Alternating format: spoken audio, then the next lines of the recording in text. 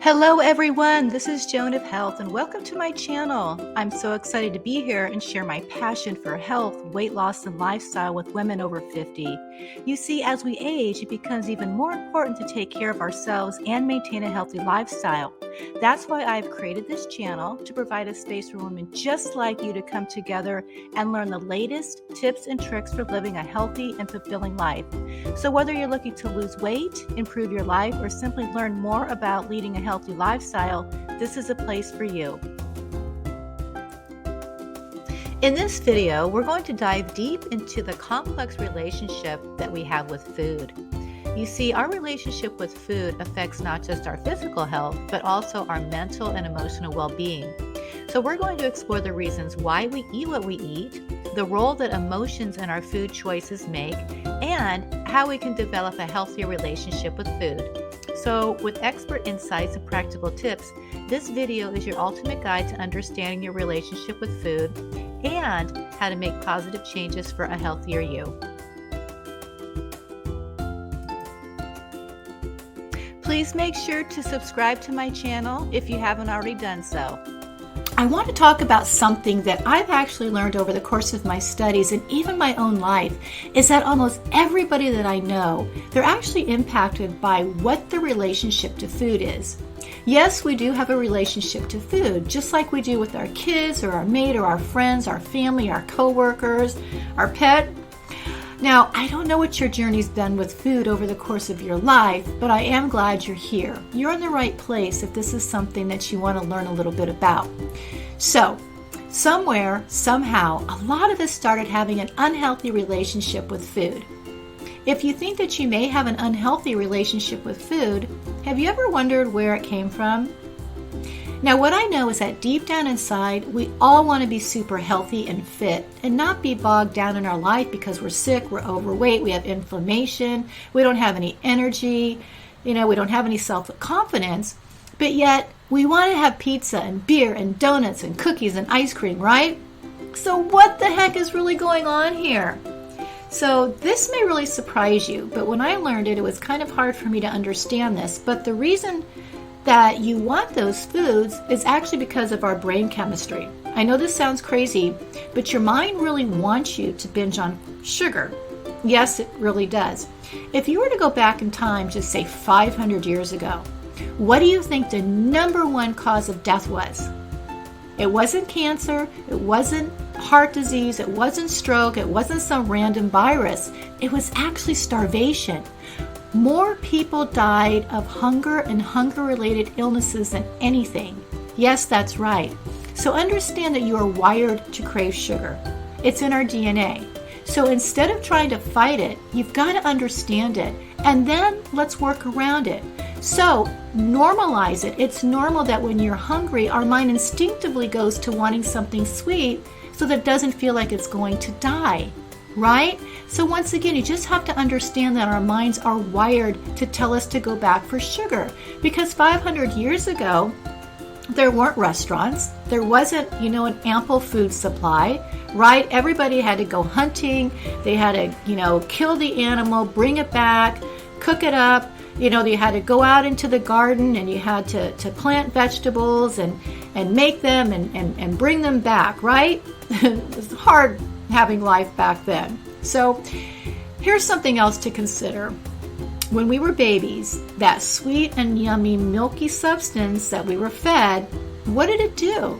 It met all of our needs. When we were tired or lonely, somebody put some milky stuff in our mouth and it met all of our needs like that. So what do we do now that we're aware of this? One thing to do is to start to dialogue with yourself. And this is also very effective because it will start to change the habit. And that is the only way that you can ever succeed at being at your ideal weight is by having the right mindset. This is key. When you see cookies or candies or cake or ice cream, foods that you know you shouldn't be eating, start to have a healthy dialogue with yourself. And start to tell yourself that I'm choosing to not eat that food. I'm going to eat the right foods because I want to look good in my clothes. I want to be healthier. I want to be happier. I want to have more energy and stamina and self-confidence. I don't want to be sick and fat anymore. I want you to learn to love your body and to have a great relationship with food, because it is possible. It's just that most of us were never taught that. You see, overeating is emotional. And do you know why you overeat? It's because of your feelings. If you've ever had a bad day or a fight with your kids, your boss was being a jerk, you got caught in traffic, maybe you lost a new client, you were lonely, you're lovesick, you're getting a divorce, and now you want to eat a bag of chips and have a pint of ice cream. But overeating and punishing your body is never, ever, ever, it's never, ever going to change the problem, right? But you can change how you're feeling and change how you're eating by saying, I'm choosing to eat differently. Take control of it, all right? Don't let the feeling control you. Don't let the food control you. You control it. You have the power. I'm choosing to love my body. I'm choosing to see that eating lots of sugar, it's a punishment to my body that my poor little body doesn't deserve. And start to incorporate behaviors to deal with life stresses in a more healthy way. Life is always going to have stresses, but we don't have to eat it away. I can help you with that. I've got a lot of programs that do that. Okay? So now I want to talk about, there's actually 6 types of overeaters, and you may relate to one of these.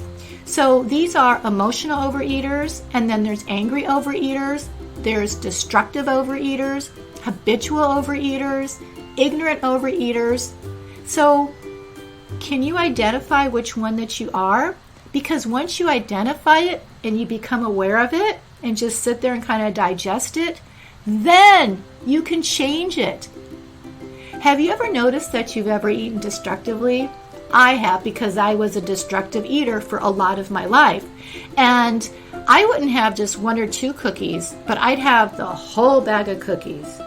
And I would eat a whole bag of Cheetos. I would eat a whole pizza and a whole pan of brownies. Yes, I did. I was very destructive with the way that I ate. Once I identified it and I started using, these tools, it went away. So what's important to understand is whether you're an emotional eater or an angry eater, an overeater or a destructive eater, or a habitual eater or an ignorant eater, once you understand what kind of overeater you are, try this. Imagine talking to your mind, that part of you that wants to overeat it. I know this sounds crazy, but we talk to ourselves all day, every day anyway. I want you to say, that is not my food. No way, that is not my food. It does not call my name, and I'm not going to eat it. And you may have to say it over and over again, but listen, repetition. Repetition is the mother of all skill. I learned that from Tony Robbins. And it's what is going to help you make the lasting changes. But then you need to pivot and you need to focus on what it is that you want. Focus on what you want. You want to be healthy. You want to be happy. You want to have confidence. You want to have energy, right? So remember, overeating, it's not going to fix your problems. And it's not wise to pollute your body with toxins that it doesn't deserve. There are so many more healthier ways to do this. And once again, I'm here to help you all for that, to help you with that once and for all. So if you want, go ahead, schedule a free consultation with me, and let's see if we can get you past being an overeater. It's very difficult to change it on your own, or you would have already done it, okay? So here are the key learning points. Number 1, your mind is wired to be craving sugar during stressful situations and to be scared of hunger. And number 2, the only way to succeed at having an ideal weight is having an ideal mindset, because everything originates from our thinking. Even our immune system listens to every word we say.